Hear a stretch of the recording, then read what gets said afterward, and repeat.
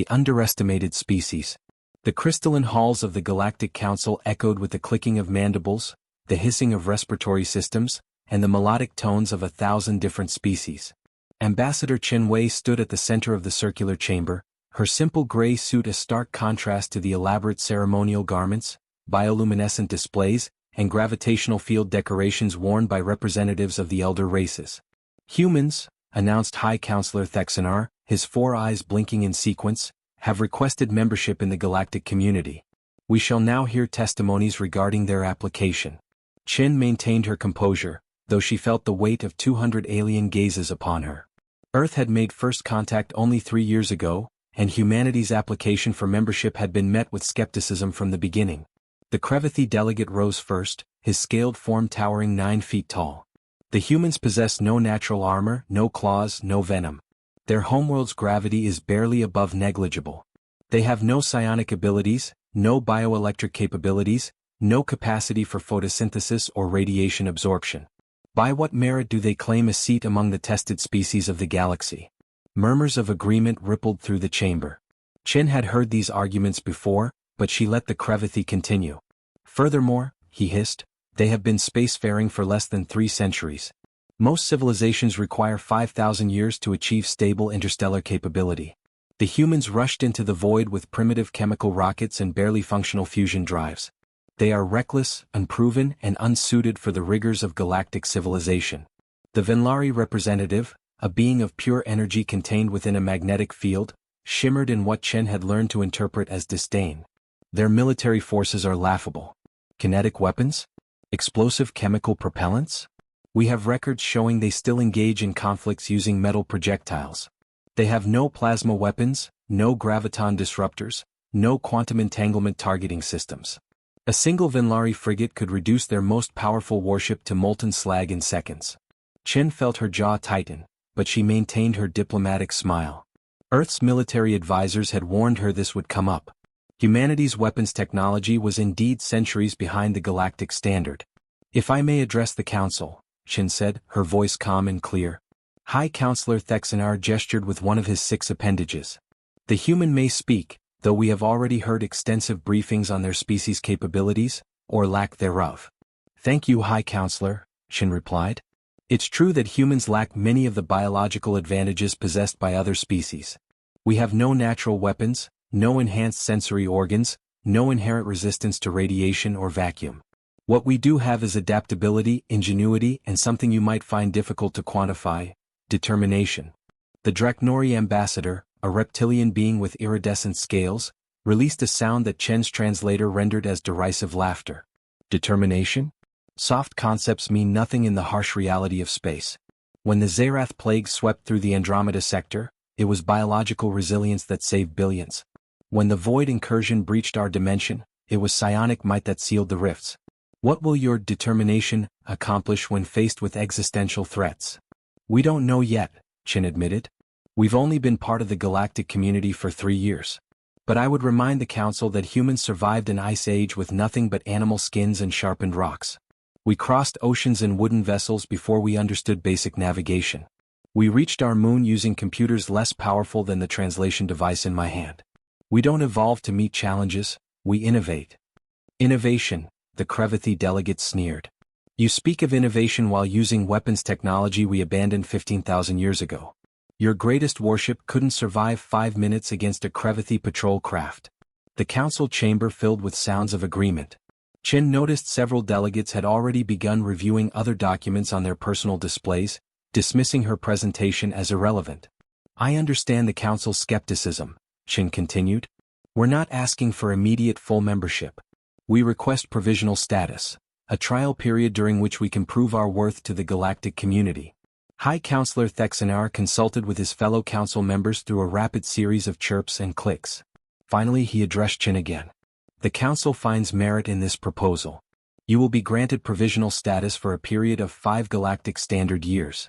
During this time humanity will be assigned to border territories in the outer reaches, specifically Sector 447. You will be responsible for maintaining order, responding to distress calls and protecting trade routes in this region. Your performance will be evaluated, and at the end of this period, the Council will vote on whether to grant full membership status.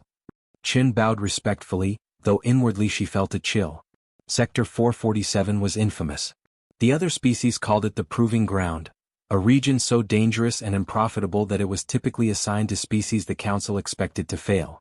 Pirates, spatial anomalies, and the occasional incursion by the hostile Krynoth Empire made it the most dangerous posting in known space. The Venlari representative shimmered with what might have been amusement.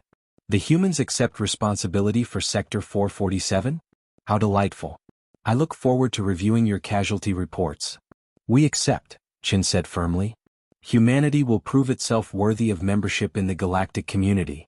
As she left the council chambers, Chin activated her secure communication link to Earth.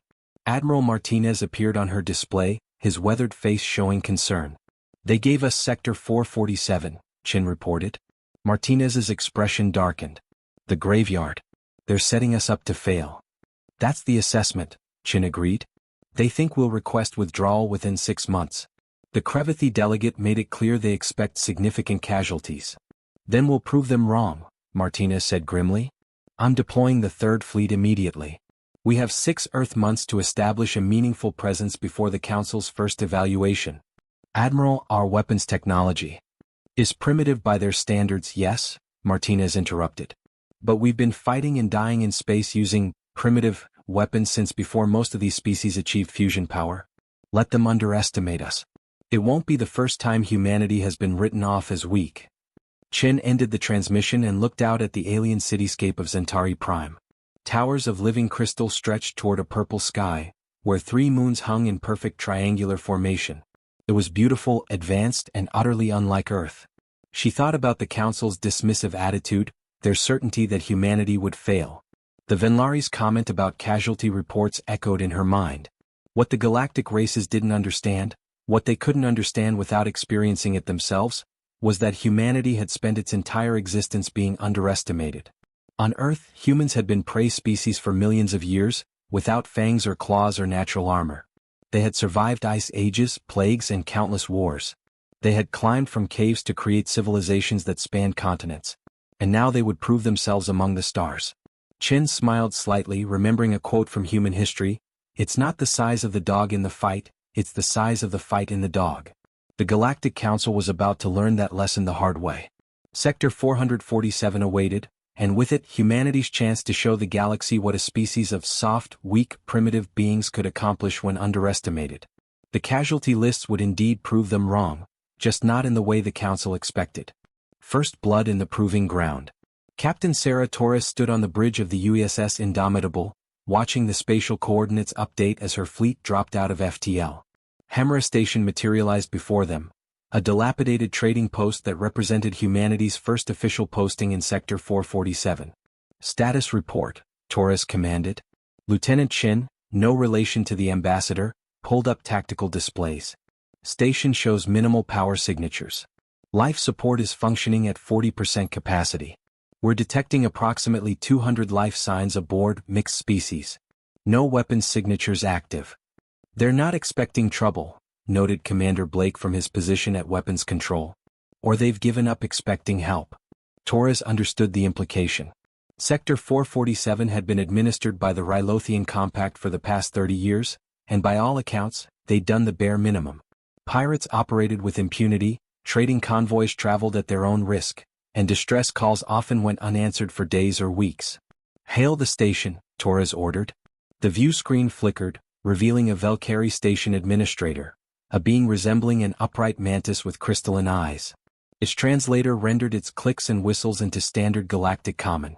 "USS Indomitable, we weren't expecting the human fleet for another week.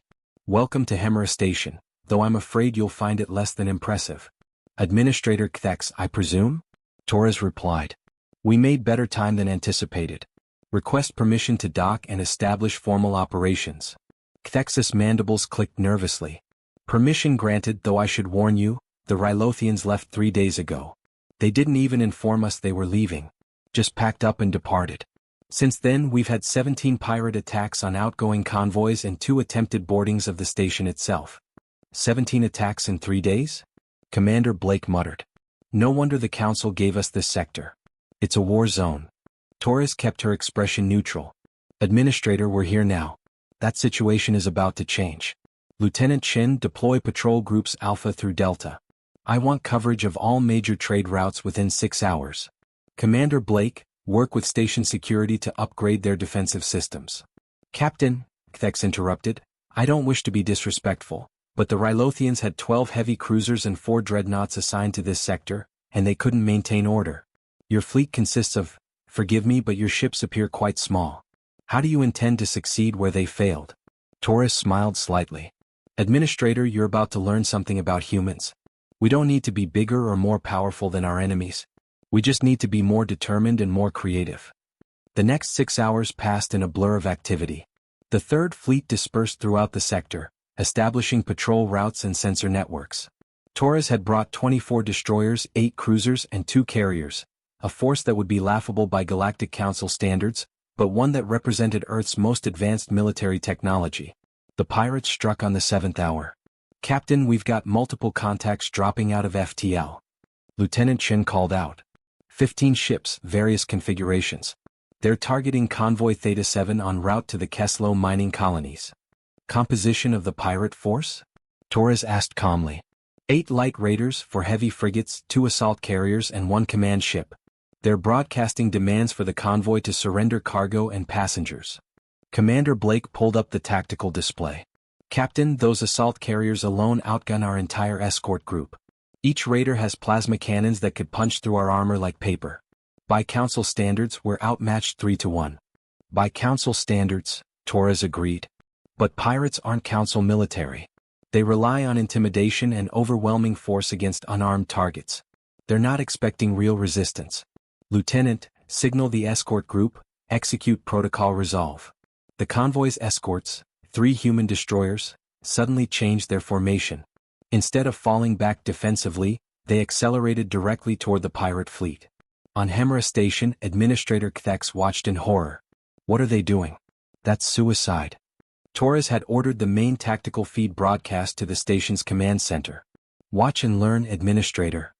The lead destroyer, USS Defiant, opened fire first. Its weapons weren't the advanced plasma cannons or graviton beams used by Council militaries. Instead, it unleashed a devastating barrage of railgun rounds, magnetically accelerated projectiles traveling at relativistic speeds. The pirate raiders, expecting energy weapons they could deflect with shields optimized for plasma absorption, suddenly found themselves facing kinetic impactors. The first raider simply ceased to exist as a tungsten slug traveling at 0.3 c tore through its hull from bow to stern. Impossible. Kthex's translator couldn't fully capture the shock in its voice. Their weapons, they shouldn't be effective. That's what everyone assumes, Torres replied. Our weapons are primitive by Council standards. But primitive doesn't mean ineffective. Those railgun rounds don't care about energy shields. And our missiles. On screen, the USS Defiant and its sister ships launched swarms of missiles. Not the sleek, sophisticated smart missiles used by Council forces, but crude, numerous, and devastating weapons that overwhelmed the pirates' point defense systems through sheer volume. 2 more raiders exploded. A heavy frigate tried to retreat, only to find its engines disabled by a precisely placed railgun shot. The pirate command ship, realizing it faced an enemy that fought unlike anything it had encountered before, attempted to flee. Lieutenant Chin signaled the Defiant. Don't let that command ship escape. I want the pirates to know there's a new sheriff in Sector 447. The destroyer pursued, and in a display of maneuvering that shocked the watching aliens, used its chemical thrusters to flip orientation while maintaining velocity, a maneuver Council ships with their graviton drives considered impossible. It put 3 railgun rounds through the command ship's engines, leaving it drifting helplessly. The entire engagement lasted 11 minutes. Aboard Hemera Station, Kthex stood in stunned silence. Around the command center, representatives from a dozen different species stared at the tactical display in disbelief. They destroyed a pirate fleet nearly 3 times their size, Kthex finally managed. With primitive weapons. How? Torres appeared on the communication channel. Administrator, please broadcast the following message on all commercial and civilian frequencies. Sector 447 is now under human protection. Pirates, raiders, and hostile forces have one opportunity to leave peacefully. After that, we will show no mercy. To all legitimate traders and colonists, you are now safe. Earth stands watch. A Venlari trader, its energy form flickering with agitation, approached Kthex. This changes everything. The humans, they fight like nothing we've ever seen.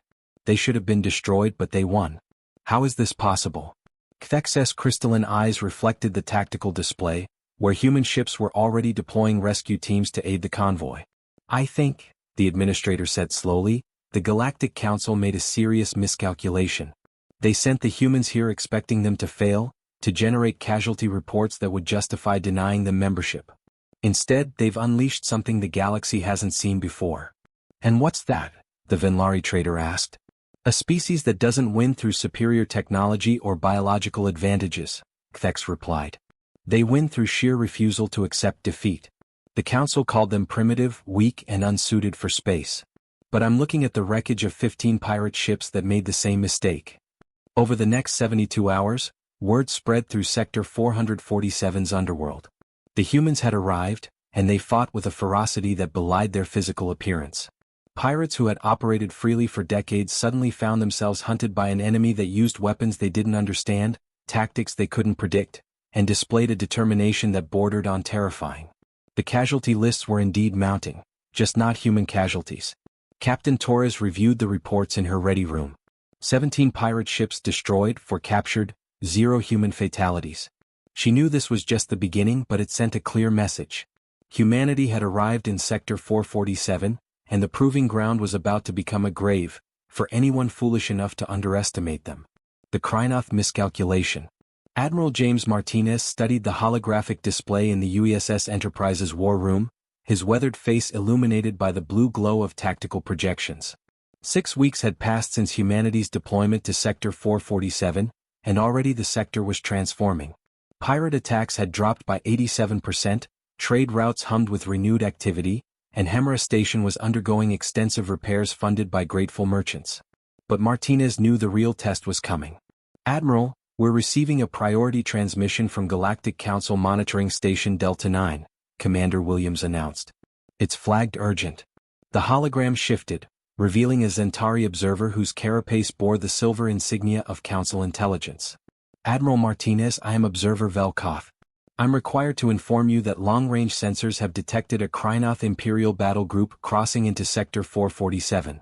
Estimated strength, 40 warships including 6 heavy dreadnoughts. Martinez felt his command staff tense around him, but he kept his voice level. Purpose of the incursion? Unknown, but historical patterns suggest they're testing your response capabilities. The Krynoth Empire has been probing Council borders for decades. When they sense weakness, they attack. Your presence here has disrupted their tributary arrangements with several colonies. They're likely coming to restore the previous order. In other words, Martinez said coldly, they're coming to prove we can't defend this sector so they can move in. Velkotha's mandibles twitched in what might have been agreement. The Council advises withdrawal. Your fleet numbers 34 ships. Against 40 Krynoth warships including their dreadnoughts, the engagement would be inadvisable. There's no shame in recognizing impossible odds. Noted, Martinez replied. Is there anything else, Observer? Admiral, the Krynoth don't take prisoners. They don't negotiate. If you engage them and lose, every human in this sector will die. The Council would prefer to avoid that outcome, for diplomatic reasons, you understand. Diplomatic reasons? Martinez repeated flatly. Of course. Thank you for the warning, Observer. Enterprise out. The channel closed and Martinez turned to his staff. Analysis. Captain Sarah Torres, attending via holographic link from the Indomitable, spoke first. The Krynoth have a deserved reputation. They've crushed 3 different species attempting to establish themselves in border regions. Their dreadnoughts carry enough firepower to glass a planet, and their military doctrine emphasizes overwhelming force. By every tactical metric, we're outgunned and outnumbered. But Martinez prompted, recognizing the tone in her voice. But they've never faced humans before, Torres continued. They're expecting us to fight like Council militaries, energy weapons, shield warfare, maneuvering with graviton drives. We have intelligence from the pirate engagements that the Krynoth rely heavily on their shield technology. It's what makes their dreadnoughts nearly invincible. Commander Jackson from the USS Thermopylae added, their shields are designed to dissipate and redirect energy weapons. Plasma, graviton beams, particle weapons, all absorbed and dispersed. But Admiral, our kinetic impactors don't care about energy shields. Martinez allowed himself a thin smile. Continue. Sir, I've been running simulations with the tactical AI. If we can close to optimal railgun range, which is much closer than Council weapons require, we can punch through their shields with massed kinetic fire. The problem is surviving long enough to get there. Their long-range plasma artillery will tear us apart during approach. Then we don't approach predictably, Martinez said. We use the terrain. He expanded the holographic display, showing Sector 447's unique astronomical features. The Casualty Nebula, high particle density, disrupts long-range sensors and targeting systems. The Rift, a spatial anomaly that generates random gravitational eddies. And here, the asteroid field surrounding the binary system of Theta 17. Torres leaned forward, studying the display. You want to choose our battlefield. Force them to fight where their advantages are minimized. Exactly, Martinez confirmed. We seed the Casualty Nebula with sensor drones and missile platforms. We position strike groups at the Rift's edge, using the gravitational distortions as cover. And we prepare a kill zone in the asteroid field. Admiral, Lieutenant Commander Park from Intelligence interjected, the Krynoth won't fall for a simple ambush. They're arrogant, but they're not stupid. I'm counting on their arrogance, Martinez replied. Send them a message. Humans don't run. We're here to stay, and if they want Sector 447, they'll have to take it from us. Make it personal. Make them angry enough to come at us directly instead of conducting strategic strikes against our outposts. The plan was audacious and dangerous, everything that made it quintessentially human. 3 days later, the Krynoth battle group arrived in Sector 447. The lead dreadnought, Eternal Dominance, broadcast on all frequencies, humans. You have intruded upon territory claimed by the Krynoth Empire. Withdraw immediately or be destroyed. You have one of your standard hours to comply. Admiral Martinez responded personally, his message broadcast throughout the sector. This is Admiral James Martinez of the United Earth Space Force. Sector 447 is under human protection by authority of the Galactic Council. Your incursion violates Council law. You have 1 hour to withdraw or we will remove you by force. The Krynoth commander's laughter echoed across the channels. Your arrogance is amusing, human. We are 40 warships strong, including 6 dreadnoughts. You are but a few dozen primitive vessels with chemical projectile weapons. This will not be a battle. It will be an execution. Then come execute us, Martinez replied coldly. If you dare. We'll be waiting at the Casualty Nebula. Don't keep us waiting too long, we have other pirates to deal with today. The insult was calculated and effective. The Krynoth, proud warriors who had dominated their region of space for millennia, could not ignore such a challenge. The battle group altered course, heading directly for the nebula at maximum speed. They're taking the bait, Commander Williams confirmed. The entire fleet is moving as one formation. They're not even bothering with scouts. Arrogance, Martinez observed. Deploy all units to their assigned positions. This is going to be close quarters and brutal. Every ship fights until we win or until there's nothing left to fight with. Make sure every captain understands, we're not just fighting for Sector 447. We're fighting to prove humanity deserves a place among the stars. As the Krynoth fleet entered the Casualty Nebula, their sensors began registering anomalies. The particle density was higher than expected, interfering with their long-range targeting. They slowed, maintaining formation, confident that their shields and superior firepower would carry the day.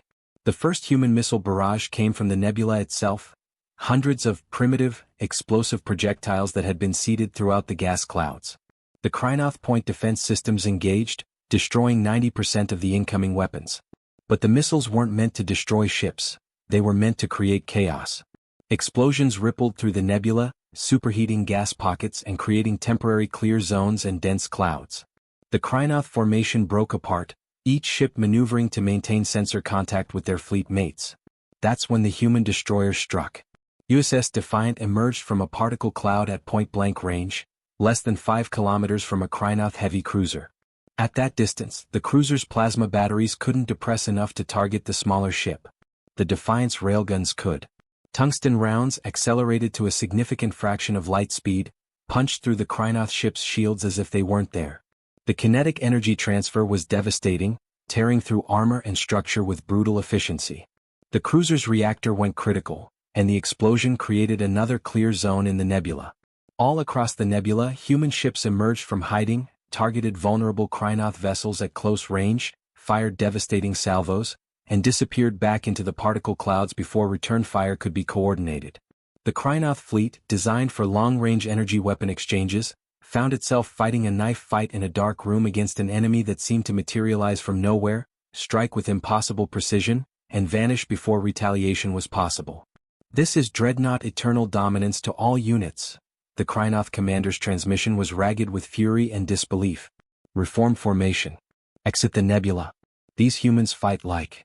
The transmission cut off as the USS Enterprise, Admiral Martinez's flagship, along with 4 other heavy cruisers, emerged simultaneously from 5 different positions surrounding the dreadnought.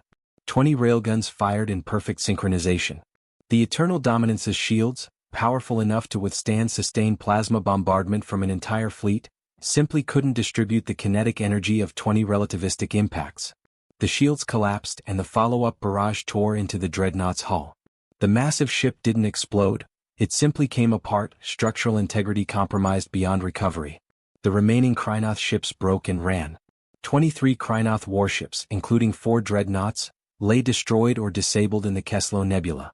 The survivors fled back across the border, broadcasting warnings of the demon humans, who fought with impossible ferocity and weapons that defied understanding.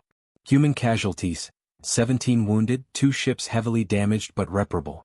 0 fatalities. Observer Velkoth transmitted from the Council monitoring station, his voice carefully neutral. "Admiral Martinez, we observe the engagement. The Council will require a full report on your tactics and casualties." "You'll have it," Martinez replied. "Please inform the Council that Sector 447 remains secure. And inform the Krynoth Empire that if they return, we'll send them home in boxes instead of in ships." Throughout Sector 447, alien species watched the tactical recordings in stunned silence. The humans had defeated a Krynoth battle group, something no other species had accomplished in living memory. The casualty lists were indeed mounting. Just not the ones the Galactic Council had expected. The Council's dilemma.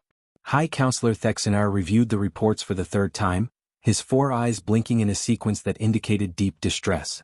Around the circular chamber, representatives of the galaxy's elder races murmured among themselves, their confidence shaken by data that contradicted everything they understood about warfare, species capability, and the natural order of galactic civilization. "These reports cannot be accurate," the Krevithi delegate insisted, his scales rippling with agitation. "The humans were assigned to Sector 447 only 3 galactic months ago. They possessed no advanced weapons, no superior shields, no biological advantages. Yet they claimed to have eliminated pirate activity by 93% and defeated a full Krynoth battle group. It's impossible." Ambassador Chen Wei stood in the center of the chamber once more, but the atmosphere was dramatically different from her previous appearance. The dismissive certainty was gone, replaced by a mixture of disbelief, concern, and in some cases, fear. "The reports are accurate, Counselor," Chen said calmly. "I can provide tactical recordings, casualty lists, and testimony from independent observers, including your own Council monitoring stations." Thexanar gestured and holographic displays materialized throughout the chamber, showing footage from the Battle of Keslo Nebula. The assembled delegates watched in silence as human warships executed maneuvers that should have been impossible, used weapons that bypassed advanced shield technology, and coordinated attacks with a precision that suggested either psionic communication or artificial intelligence far beyond their supposed technological level. "Explain this," demanded the Venlari representative, its energy form flickering with anxiety. "Your species lacks graviton manipulation technology. Your ships should not be able to execute these vector changes. Your chemical thrusters should not provide this level of maneuvering capability. We use what you call reaction control systems," Chen explained. "Chemical thrusters placed at strategic points on our hull. They're simple, reliable, and allow for rapid orientation changes that graviton drives, for all their elegance, cannot match at close range. You've optimized for efficiency and long-range maneuvering. We've optimized for combat agility." The Draknori ambassador's crest flattened against its skull, a sign of distress. "And your weapons, these railguns, and missiles. Our intelligence reports indicated they were primitive projectile weapons. Yet they penetrated Krynoth shielding that has withstood Council military forces for centuries. Because your shields are designed to defend against energy weapons," Chen replied. "Plasma, graviton beams, particle weapons, all energy that can be absorbed, dissipated, or redirected. Our kinetic weapons deliver mass and velocity. There's no energy to dissipate. The shields might as well not exist. Observer Velkoth, attending the session via hologram, added his own analysis. High Counselor, I observed the engagement directly. The humans demonstrated tactical flexibility beyond anything in our military doctrine libraries. They used environmental features as weapons, coordinated ambush tactics across multiple light minutes of space, and made real-time battlefield decisions without any apparent command lag. How is that possible? Another delegate demanded. Faster-than-light communication requires quantum entanglement arrays that take centuries to develop. The humans have been spacefaring for less than 300 years. Chin smiled slightly. We don't use FTL communication. Our commanders are trained to operate independently, to adapt and improvise based on their local situation. Every captain in our fleet has authority to make tactical decisions without waiting for orders from higher command. It makes our response times faster and our strategies harder to predict. The chamber fell silent. The implications were staggering. The entire Council military doctrine was built on hierarchical command structures, with orders flowing from centralized command centers to individual ships. It allowed for sophisticated coordination but created predictable patterns and command lag. The humans fought like a swarm of independent predators, each capable of lethal action, coordinating through shared doctrine and trust rather than direct orders. There's another matter, Thexanar said, his voice heavy. We've received reports from trading guilds, mining colonies, and independent stations throughout Sector 447. They're all reporting the same thing. The humans are different. They don't just patrol and respond to threats. They help rebuild damaged infrastructure. They provide medical assistance using their own resources. They've established educational exchanges, teaching defensive tactics to species that have been victimized by pirates for generations. The Velkari representative, Administrator Kthex from Hemera Station, had been granted special permission to address the council. Its crystalline eyes reflected the chamber's bioluminescent lighting as it spoke. High Counselors, I have administered Hemera Station for 47 standard years. In that time I have worked with Rylothian, Draknori, and Venlari security forces. They performed their duties adequately, patrolling, responding to major incidents, maintaining the bare minimum required by their contracts. The humans have been in Sector 447 for 3 months, and they have transformed it. Kthex activated a holographic display showing Hemera Station before and after human arrival. Before, failing life support, minimal trade traffic, constant threat of pirate raids. After, fully functional systems upgraded with human technology, trade traffic increased by 400%, 0 successful pirate attacks. But more importantly, the humans asked us what we needed. They listened to our concerns about specific local threats. They adapted their patrol routes based on our input. They treated us as partners, not as primitives requiring protection. The testimony hung in the air. This was not supposed to happen. Species granted provisional membership, especially those assigned to the proving ground, typically struggled to maintain order and eventually withdrew their application, unable to meet the sector's demands. There is a final matter, Thexanar said reluctantly. We have received formal complaints from the Krynoth Empire regarding human military action. They demand the Council censure humanity for excessive use of force and violations of standard warfare protocols. Chen's expression hardened. The Krynoth invaded Council-protected space with 40 warships. They ignored our warnings and attacked human vessels performing lawful patrol duties. We defended ourselves and the civilians under our protection. If the Council considers that excessive force, then we need to discuss the Council's definition of appropriate defense. The Krynoth claim your weapons are inhumane, the Krevithi delegate said. That kinetic weapons cause unnecessary suffering compared to energy weapons that cause instant vaporization. With respect, Counselor, that's absurd, Chin replied, her diplomatic mask slipping slightly. Dead is dead. The Krynoth aren't complaining about suffering, they're complaining because for the first time in centuries, they encountered an enemy they couldn't overwhelm through technological superiority. They're embarrassed, and they want the Council to protect them from the consequences of their own aggression. The Venlari representative shimmered anxiously. But this raises questions about galactic military balance. If human weapons can bypass our shield technology, if human tactics render our standard military doctrine obsolete, what does that mean for Council security? It means, Chin said carefully, that humanity can contribute to Council security in ways you didn't anticipate. It means that sometimes, Primitive weapons used intelligently are more effective than advanced weapons used predictably. It means that the galaxy might benefit from human participation rather than human exclusion. Thexanar consulted with his fellow counselors through a series of rapid, coded communications. Finally, he addressed the chamber. The council recognizes that the situation regarding humanity has become complicated. You have exceeded all expectations for provisional membership. However, we cannot ignore that your methods are unconventional, your weapons violate unwritten norms about acceptable force, and your very success raises questions about our own military establishments. With respect, High Counselor, Shin interrupted, it sounds like you're punishing us for succeeding where you expected us to fail. Not punishing, Thexanar corrected. But we require time to fully evaluate the implications of human military capability. We are therefore extending your provisional period by an additional 5 standard years and expanding your responsibilities to include sectors 446 and 448. Your performance across this larger region will determine your final status. Chin bowed, recognizing the political maneuvering. The Council couldn't deny humanity's success, but they also couldn't immediately accept a species that challenged fundamental assumptions about military power. So they were giving humanity more time to either fail or to prove their success wasn't a fluke. Humanity accepts this extension, Chin said formally. We will continue to demonstrate our value to the galactic community. As the session adjourned, Chin noticed several delegates approaching her privately. The Velkari, the Zentari, even a Rylothian representative who had voted against human provisional membership. Ambassador Chin, the Rylothian said quietly, my government would like to discuss establishing formal military cooperation agreements. We have much to learn from human tactical doctrine. Over the next weeks, similar requests arrived from a dozen different species.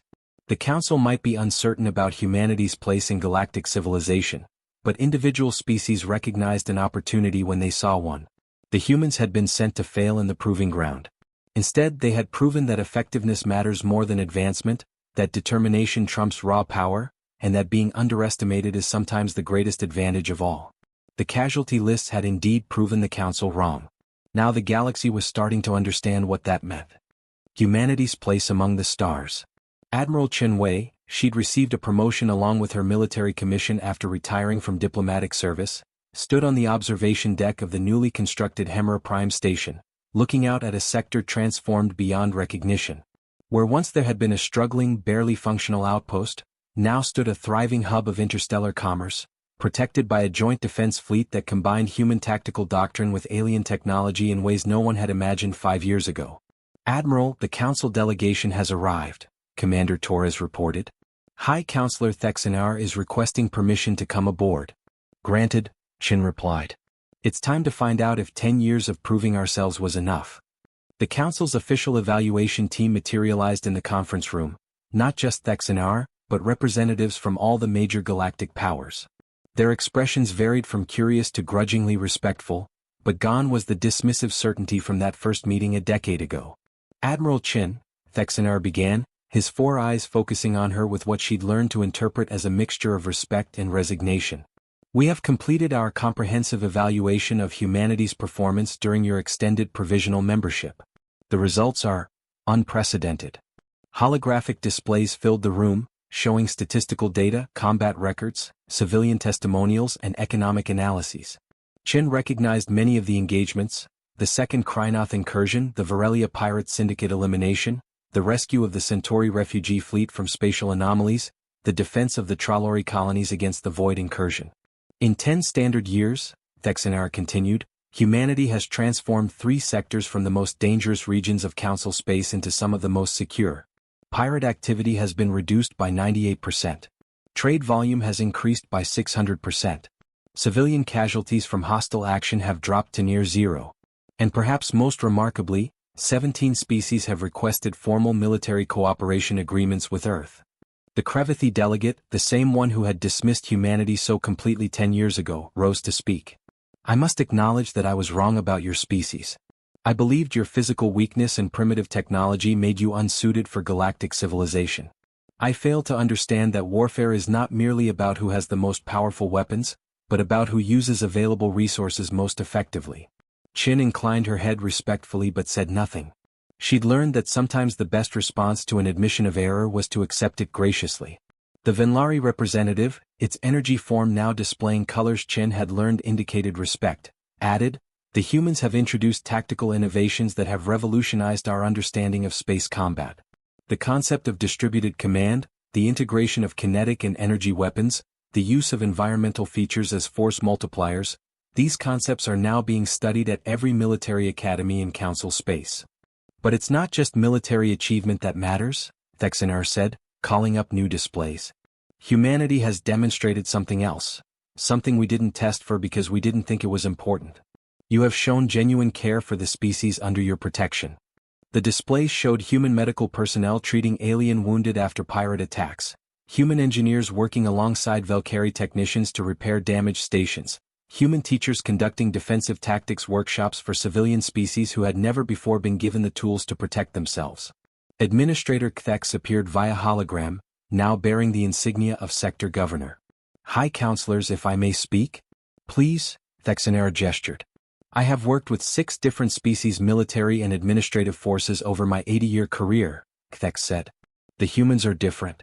When the Rylothians protected us, it was a job, they fulfilled their contracts adequately but without investment.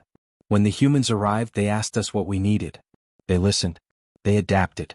When my station's life support failed during an ion storm, it was human engineers who worked for 48 hours straight to repair it, refusing to leave until every civilian was safe." Kthex's crystalline eyes seemed to focus directly on the council members. "The humans don't just protect Sector 447. They've become part of our community. They attend our cultural festivals, they trade their music and art for ours, they've formed friendships with species they'd never met before.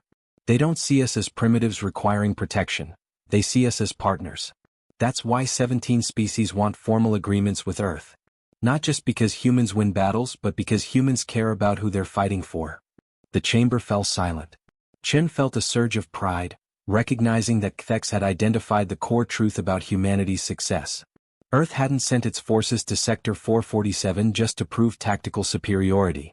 They'd sent people who genuinely believed in protecting others, in building rather than just defending, in creating connections rather than maintaining distance. Thexaner consulted his fellow counselors before continuing. "Admiral Chin, the Council has reached its decision regarding humanity's application for full membership. However, before we announce it, I must ask, do you understand what you have done?" Chin raised an eyebrow. "We've fulfilled every requirement of provisional membership and exceeded all stated expectations." "Yes," Thexaner agreed, "but you've also disrupted the fundamental assumptions underlying galactic civilization. For millennia, the Council has operated on the principle that advancement equals capability, that species with more sophisticated technology, more powerful biological traits, and longer histories naturally occupy positions of greater authority. Humanity has proven that principle incomplete, perhaps incorrect." The Draknori ambassador, its crest fully extended in a display of respect, added, "Your species has demonstrated that determination, creativity, and tactical flexibility can overcome technological disadvantage. More importantly, you've shown that caring for those you protect creates stronger alliances than mere displays of power. These are uncomfortable lessons for species that have relied on technological superiority for thousands of years." "Are you saying," Chen asked carefully, "that the Council will deny our membership because we've succeeded too effectively?" "No," Thexaner said. "We're explaining why the vote was not unanimous, and why there will be political complications ahead. The Council is granting humanity full membership status, effective immediately.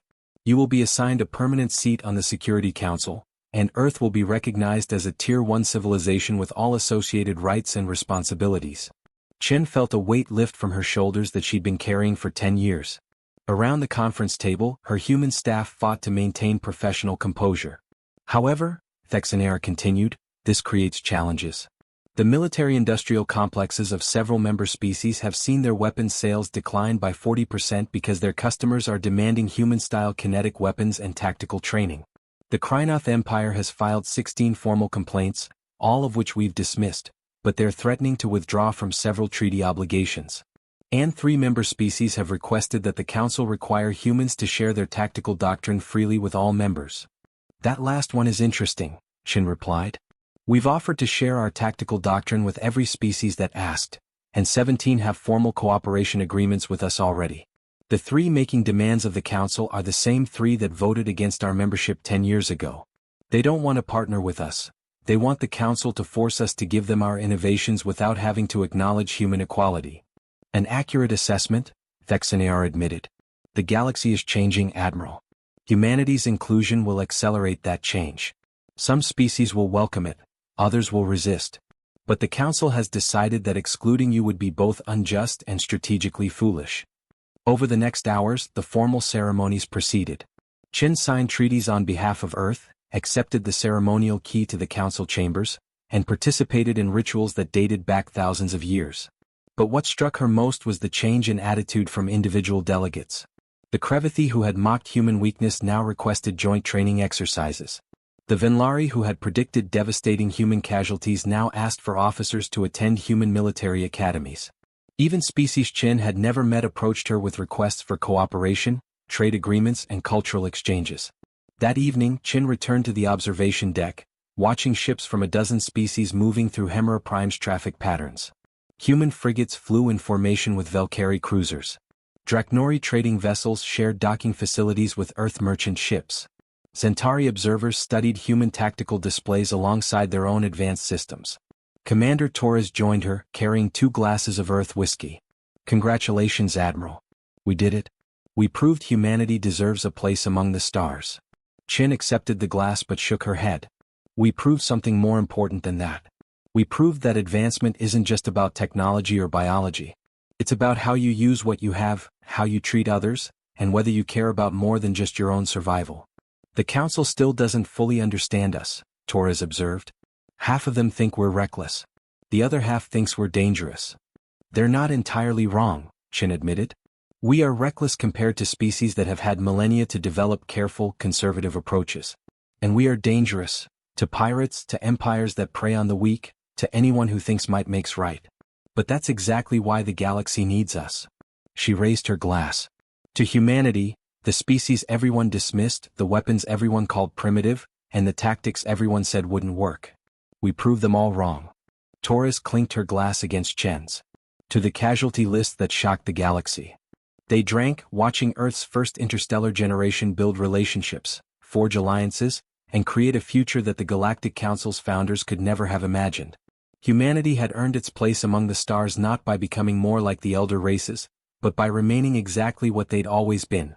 Adaptable, determined, creative, and too stubborn to accept that any challenge was impossible. The galaxy had dismissed humanity as weak and primitive. The casualty lists, filled with the names of pirates, invaders, and those who preyed on the innocent, had proven them catastrophically wrong. And this was just the beginning. Somewhere beyond the observation deck, in the vast darkness between stars, other threats lurked. Other challenges waited. Other species would underestimate humanity and learn the same painful lesson. But that was a story for another day. Tonight, humanity celebrated its acceptance into galactic civilization, knowing that they'd earned it the hard way, through courage, sacrifice, and an unshakable determination to protect those who couldn't protect themselves. The proving ground had become humanity's foundation. Now the real work began.